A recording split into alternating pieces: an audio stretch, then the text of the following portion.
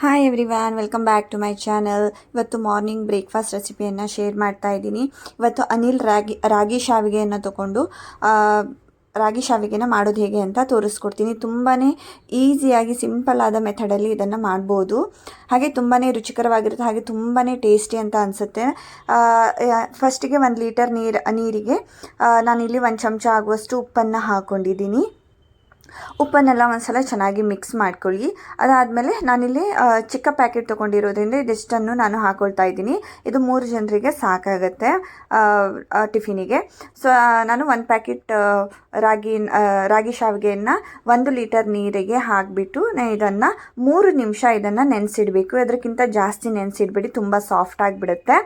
ಅಲ್ಲಿ ತನಕ ನಾನಿಲ್ಲಿ ತರಕಾರಿಯನ್ನು ಕಟ್ ಮಾಡಿ ಇಟ್ಕೊಂಡಿದ್ದೀನಿ. ಕ್ಯಾರೆಟು, ಹಾಗೆ ಗ್ರೀನ್ ಪೀಸು, ಬೀನ್ಸು, ಕ್ಯಾಪ್ಸಿಕಮ್, ಹಾಗೆ 1 ಹಸಿಮೆಣಸಿನ್ಕಾಯಿ, ಈರುಳ್ಳಿಯನ್ನು ಚಿಕ್ಕದಾಗಿ ಕಟ್ ಮಾಡಿ ಇಟ್ಕೊಂಡಿದ್ದೀನಿ. ಇಲ್ಲಿ 3 ನಿಮಿಷ ಆಗಿದೆ. ಇದನ್ನೆಲ್ಲ ಒಂದ್ಸಲ ಚೆನ್ನಾಗಿ ಮಿಕ್ಸ್ ಮಾಡ್ಕೊಳ್ತಾ ಇದ್ದೇನೆ. ಮಿಕ್ಸ್ ಮಾಡಿಬಿಟ್ಟು ನೀರನ್ನು ಸಪ್ರೇಟ್ ಮಾಡಬೇಕು. ನಾನಿಲ್ಲಿ ಸ್ಟ್ರೈನರ್ನ ಯೂಸ್ ಮಾಡಿಬಿಟ್ಟು ನೀರನ್ನು ಸಪ್ರೇಟ್ ಮಾಡ್ಕೊಳ್ತಾ ಇದ್ದೇನೆ. ನೀರನ್ನು ತಗೊಂಡ್ರೆ ಆಯಿತು. ಇದೊಂದು 5 ನಿಮಿಷ ನೀರೆಲ್ಲ ಹೋಗೋ ತನಕ ವೇಟ್ ಮಾಡಿ. ಹಾಗೆ ಇದನ್ನು ಇವಾಗ ಸ್ಟೀಮ್ ಮಾಡಬೇಕು. ನಾನಿಲ್ಲಿ ಒಂದು ಬಟ್ಟೆಯನ್ನು ತಗೊಂಡಿದ್ದೀನಿ. ಅದನ್ನು ಇಡ್ಲಿ ಪಾತ್ರೆ ಮೇಲೆ ಹಾಕಿಬಿಟ್ಟು ಇದನ್ನು ಸ್ಪ್ರೆಡ್ ಮಾಡ್ತಾ ಇದ್ದೇನೆ. ಇಲ್ಲ ನೀವು ಡೈರೆಕ್ಟ್ ಒಂದು ಯಾವುದಾದ್ರೂ ಪ್ಲೇನ್ ಪ್ಲೇಟಲ್ಲಿ ಇಟ್ಬಿಟ್ಟು ಸಹ ಮಾಡಬಹುದು. ಇಲ್ಲ ಈ ರೀತಿ ಬಟ್ಟೆಯಲ್ಲಿ ಸಹ ಹಾಕ್ಬೋದು. ಬಟ್ಟೆಯಲ್ಲಿ ಹಾಕೋದ್ರಿಂದ ಏನು ಹಬೆ ನೀರೆಲ್ಲ ಏನಾದರೂ ಬಿದ್ದರೆ ಅದು ಮೆದು ಆಗೋದಿಲ್ಲ. ಸೊ ಅದರಿಂದ ಆದಷ್ಟು ಬಟ್ಟೆಯಲ್ಲಿ ಹಾಕೋದಕ್ಕೆ ಟ್ರೈ ಮಾಡಿ, ತುಂಬ ಚೆನ್ನಾಗಿ ಬರುತ್ತೆ. ಇದನ್ನೆಲ್ಲ ಚೆನ್ನಾಗಿ ಸ್ಪ್ರೆಡ್ ಮಾಡ್ತಾ ಇದ್ದೀನಿ. ಸ್ಪ್ರೆಡ್ ಮಾಡಿಬಿಟ್ಟು ನಾನು ಇದನ್ನು ಸ್ಟೀಮ್ ಮಾಡೋದಕ್ಕೆ ಇಡ್ತಾ ಇದ್ದೀನಿ. ನಾನು ಆಲ್ರೆಡಿ ನೀರನ್ನು ಬಿಸಿ ಮಾಡೋದಕ್ಕೆ ಇಟ್ಟಿದ್ದೀನಿ. ಇದನ್ನು ಒಂದು 5 ನಿಮಿಷ ನೀವು ಟೈಮ್ ನೋಡಿಕೊಂಡು 5 ನಿಮಿಷ ಇದನ್ನು ಸ್ಟೀಮ್ ಮಾಡಿ ಸಾಕಾಗುತ್ತೆ.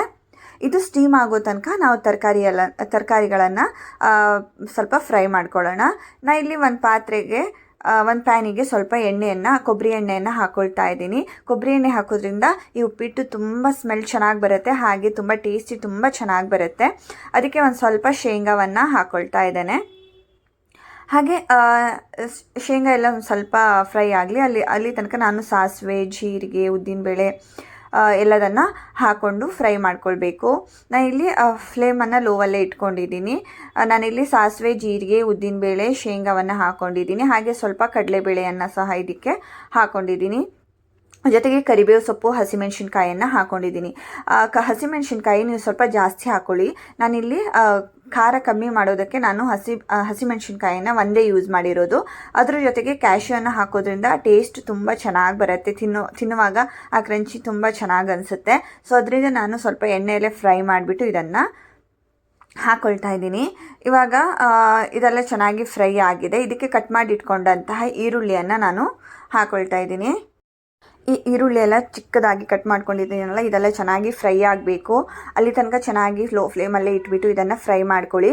ಆಮೇಲೆ ಇದಕ್ಕೆ ನಿಮಗೆ ಇಷ್ಟವಾದಂತಹ ತರಕಾರಿಗಳನ್ನು ನೀವು ಯೂಸ್ ಮಾಡ್ಕೋಬಹುದು. ನಾನಿಲ್ಲಿ ಮಕ್ಕಳಿಗೆ ಮಾಡ್ತಿರೋದ್ರಿಂದ ನಾನು ಆದಷ್ಟು ಗ್ರೀನ್ ವೆಜಿಟೇಬಲ್ಸ್ನ ಯೂಸ್ ಮಾಡ್ತಾ ಇದ್ದೀನಿ. ಈ ನೆಪದಲ್ಲಾದರೂ ತರಕಾರಿ ಎಲ್ಲ ಹೊಟ್ಟೆಗೆ ಹೋಗುತ್ತೆ ಅನ್ನೋ ಕಾರಣಕ್ಕೆ ನಾನಿಲ್ಲಿ ಕ್ಯಾರೆಟ್ ಯೂಸ್ ಮಾಡಿದ್ದೀನಿ. ಗ್ರೀನ್ ಪೀಸು, ಕ್ಯಾಪ್ಸಿಕಮ್ಮು, ಬೀನ್ಸನ್ನು ಚಿಕ್ಕದಾಗಿ ಕಟ್ ಮಾಡಿಟ್ಕೊಂಡು ಹಾಕ್ಕೊಂಡಿದ್ದೀನಿ. ನೀವು ಮತ್ತೆ ಯಾವುದಾದ್ರೂ ಬೇರೆ ಬೇಕು ಅನಿಸಿದರೆ ನೀವು ಅದನ್ನು ಸಹ ಹಾಕ್ಕೋಬೋದು. ಹಾಗೆ ಈ ತರಕಾರಿಗೆಲ್ಲ ಎಷ್ಟು ಬೇಕೋ ಅಷ್ಟೇ ಉಪ್ಪನ್ನು ಹಾಕಿಬಿಟ್ಟು ನಾನು ಇದನ್ನು ಚೆನ್ನಾಗಿ ಫ್ರೈ ಮಾಡ್ಕೊಳ್ತಾ ಇದ್ದೀನಿ. ಈ ಸೈಡಲ್ಲಿ ಇಡ್ಲಿ ಪಾತ್ರೆಯನ್ನು ಒಂದ್ಸಲ ಚೆಕ್ ಮಾಡ್ಕೊಳ್ಳೋಣ. 5 ನಿಮಿಷ ಆಗಿದೆ. 5 ನಿಮಿಷ ಆಗ್ತಿದ್ದಾಗೆ ಇದನ್ನು ನಾನು ಫ್ಲೇಮನ್ನು ಆಫ್ ಮಾಡ್ತಾ ಇದ್ದೀನಿ. ಆಫ್ ಮಾಡಿಬಿಟ್ಟು ಪಾತ್ರೆಯನ್ನು ಸಪ್ರೇಟ್ ತೆಗಿತಾ ಇದ್ದೇನೆ. ಇವಾಗ ಇದನ್ನು ಸ್ವಲ್ಪ ತಣ್ಣಗಾಗ್ತಿದ್ದ ಹಾಗೆ ನಾನು ಇದನ್ನು ಓಪನ್ ಮಾಡಿಬಿಟ್ಟು ಬೇರೆ ಪ್ಲೇಟಿಗೆ ಹಾಕ್ಕೊಳ್ತಾ ಇದ್ದೀನಿ. ಬಿಸಿ ಇರುವಾಗಲೇ ಬೇರೆ ಪಾತ್ರೆಗೆ ಹಾಕ್ಕೊಂಡ್ಬಿಡಿ, ಇಲ್ಲ ಬಟ್ಟೆಗೆ ಸ್ವಲ್ಪ ಜಾಸ್ತಿ ತಾಗ್ಬಿಡುತ್ತೆ. ಸೊ ಅದರಿಂದ ಇವಾಗ ಇದು ಇಡ್ಲಿ ಶೇಪಲ್ಲೇ ಎಲ್ಲ ಸ್ವಲ್ಪ ಆಗಿರೋದ್ರಿಂದ ನಾನು ಸ್ಪ್ರೆಡ್ ಮಾಡ್ಕೊಳ್ತಾ ಇದ್ದೀನಿ. ಈ ರೀತಿ ಸ್ಪ್ರೆಡ್ಡನ್ನು ಮಾಡ್ಕೊಳ್ಳಿ. ಬಿಸಿ ಇರುವಾಗಲೇ ಸ್ವಲ್ಪ ಸ್ಪ್ರೆಡ್ ಮಾಡ್ಕೊಳ್ಳಿ, ಚೆನ್ನಾಗಿ ಬರುತ್ತೆ, ಉದುರುದ್ರಾಗಿ ಬರುತ್ತೆ. ಹಾಗೆ ಇದೆಲ್ಲ ಸ್ಪ್ರೆಡ್ಡೆಲ್ಲ ಆದಮೇಲೆ ನಾವು ಇದನ್ನು ಬೇಯಿಸಿಟ್ಕೊಂಡಂಥ ತರಕಾರಿಗಳಿಗೆ ಇದನ್ನು ಹಾಕಿಬಿಟ್ಟು ಮಿಕ್ಸ್ ಮಾಡಿಕೊಂಡ್ರೆ ಆಯಿತು. ನಾವು ಇದನ್ನು ನೆನೆಸಿರಬೇಕಾದ್ರೆ ಉಪ್ಪನ್ನು ಹಾಕಿದ್ದೀವಿ. ಸೊ ಆದಷ್ಟು ನೋಡಿಕೊಂಡು ನಾವು ಇದನ್ನು ಉಪ್ಪು ಹಾಕಬೇಕು. ಈಗ ನಾನು ತರಕಾರಿಗೂ ಸಹ ಸ್ವಲ್ಪ ಉಪ್ಪನ್ನು ಹಾಕ್ಕೊಂಡಿದ್ದೀನಿ ಅಲ್ವಾ. ಹಾಗೆ ಇದನ್ನು ನೆನೆಸಬೇಕಾದ್ರೂ ಸಹ ನಾವು ಉಪ್ಪನ್ನು ಹಾಕ್ಕೊಂಡಿದ್ದೀವಿ. ಇದನ್ನು ಒಂದ್ಸಲ ಚೆನ್ನಾಗಿ ಮಿಕ್ಸ್ ಮಾಡ್ಕೊಳ್ಬೇಕು. ತರಕಾರಿ ಜೊತೆಗೆ ಇದನ್ನು ಚೆನ್ನಾಗಿ ಮಿಕ್ಸ್ ಮಾಡ್ಕೊಳ್ಳಿ. ಇದನ್ನು ಮಿಕ್ಸ್ ಆದಮೇಲೆ ಇದಕ್ಕೆ ನೀವು ಸ್ವಲ್ಪ ಫ್ರೆಶ್ ತೆಂಗಿನಕಾಯಿ ತುರಿ ಹಾಕಬೇಕು. ಹಾಗೆ ಸ್ವಲ್ಪ ಲೆಮನ್ ಜ್ಯೂಸ್ ಇದ್ದರೆ ಹಾಕ್ಬೋದು, ಇಲ್ಲ ವಿನೆಗರ್ ಇದ್ದರೆ ಸಹ ಹಾಕ್ಬೋದು, ಅದು ಸಹ ತುಂಬ ಚೆನ್ನಾಗಿ ಬರುತ್ತೆ. ಇದೆಲ್ಲ ಚೆನ್ನಾಗಿ ಇವಾಗ ಮಿಕ್ಸ್ ಆಗಿದೆ. ನಾನು ಫ್ರೆಶ್ ಆದ ತೆಂಗಿನಕಾಯಿ ತುರಿಯನ್ನು ಇದಕ್ಕೆ ಹಾಕ್ಕೊಳ್ತಾ ಇದ್ದೇನೆ. ಇದರಿಂದ ಟೇಸ್ಟ್ ತುಂಬ ಚೆನ್ನಾಗಿ ಅನಿಸುತ್ತೆ ತಿನ್ನೋದಕ್ಕೆ. ನೀವು ಇದೆಲ್ಲ ಮಿಕ್ಸ್ ಆದಮೇಲೆ ಒಂದು ಸ್ವಲ್ಪ ಉಪ್ಪನ್ನು ನೋಡಿ ಚೆಕ್ ಮಾಡಿ. ನಾವಿಲ್ಲಿ ಆಲ್ರೆಡಿ ಉಪ್ಪನ್ನು ನಾನು ಇಲ್ಲಿ ಹಾಕೋದಿಲ್ಲ, ಆಲ್ರೆಡಿ ಉಪ್ಪು ಸರಿಯಾಗಿದೆ. ತರಕಾರಿಗೂ ಉಪ್ಪು ಹಾಕ್ಕೊಂಡಿದ್ದೀವಿ, ಹಾಗೆ ನೆನೆಸಿಡಬೇಕಾದ್ರೂ ಸಹ ಉಪ್ಪು ಹಾಕಿರೋದ್ರಿಂದ ನಿಮಗೆಲ್ಲಾದರೂ ಸ್ವಲ್ಪ ಕಡಿಮೆ ಆಗಿದೆ ಅಂತ ಅನಿಸಿದರೆ ಒಂದು ಸ್ವಲ್ಪ ತಿಂದು ನೋಡಿ. ನಿಮಗೆ ಬೇಕು ಅಂತ ಅನಿಸಿದರೆ ಮಾತ್ರ ನೀವು ಇದಕ್ಕೆ ಹಾಕ್ಕೊಳ್ಳಿ, ಇಲ್ಲಾಂದರೆ ಹಾಕೋದಕ್ಕೆ ಹೋಗಬೇಡಿ.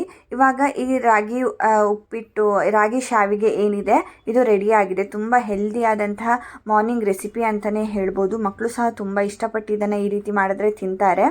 ನೀವು ಸಹ ಈ ರೆಸಿಪಿಯನ್ನು ಒಂದು ಸಲ ಟ್ರೈ ಮಾಡಿ ಬಂದು ಕಮೆಂಟ್ಸ್ ಮಾಡಿ. ಹಾಗೆ ಈ ರೆಸಿಪಿಯನ್ನು ಶೇರ್ ಮಾಡಿ, ಲೈಕ್ ಮಾಡಿ, ನನ್ನ ಚಾನಲ್ನ ಸಬ್ಸ್ಕ್ರೈಬ್ ಮಾಡಿ. Thank you for watching. Please subscribe to my channel. Thank you.